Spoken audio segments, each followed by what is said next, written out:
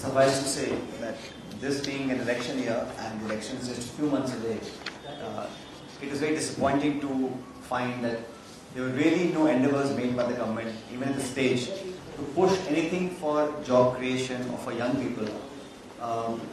I think one was expecting that this being the last budget, signing off budget, the Chief Minister and the government of the day will do some repenting of the last 4.5 years. But sadly, this government has remained and does remain still a 40% government, which nationally has become famous for. This 40% tax has not gone away. The way the government jobs are being put up for sale, nothing was done in this budget to curtail those. So they have not been able to wash off the sins of the last 4 years. And I'm sure, like all my colleagues keep saying, the next few months will see a change, a decisive change, and the formation of a Congress government with a thumping majority in the state of Karnataka. Friends, as you're aware, the Indian Parliament, both Lok Sabha and Rajya Sabha, for the last few days, there have been discussions about this very contentious issue of the Adani Group and what they have been doing for the last few years. What is actually very discouraging is the fact that in the Indian Parliament, when Congress President Mr. Kharge or our former President Mr. Rahul Gandhi asks certain questions on the floor of the House, those questions are expunged from the records. This has never happened. There is a parliamentary procedure, there is decorum, there is precedent on what can be allowed to be expunged and what can't be expunged. But the way that we're heading, the brute majority that the BJP has in Parliament does not give it the right to expunge the contents or the questions that an honourable member makes on the floor of the House.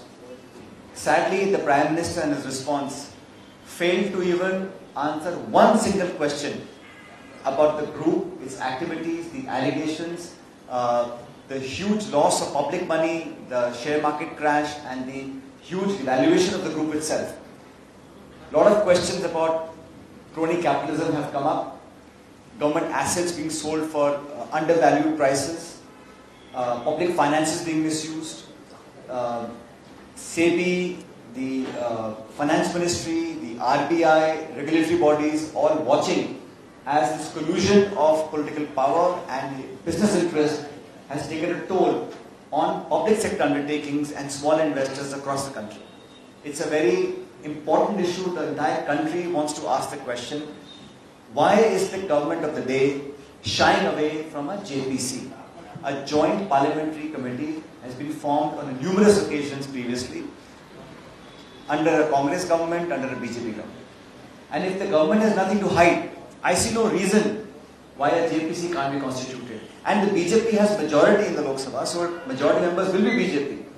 So really, it's baffling for all of us to see why time and again, while the government says we're open for discussion, we have nothing to hide, then why is the government shying away from ordering a joint parliamentary committee on this subject? सुनकर देखो, सुनकर देखो, सुनकर देखो जी, ममता राहुल मोदी बोले, लिखे जितेंद्र जी।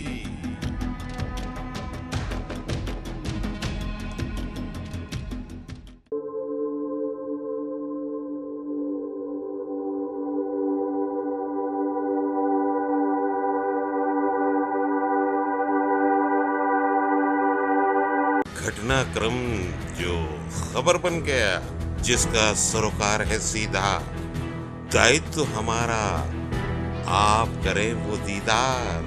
कार्यक्रम ऐसा जो देगा भरपूर जानकारी, देखें, सुनें और पढ़ें। सदीनामा रोजाना बुलेट, सदीनामा रोजाना बुलेटिन का संपादकीय विशेष।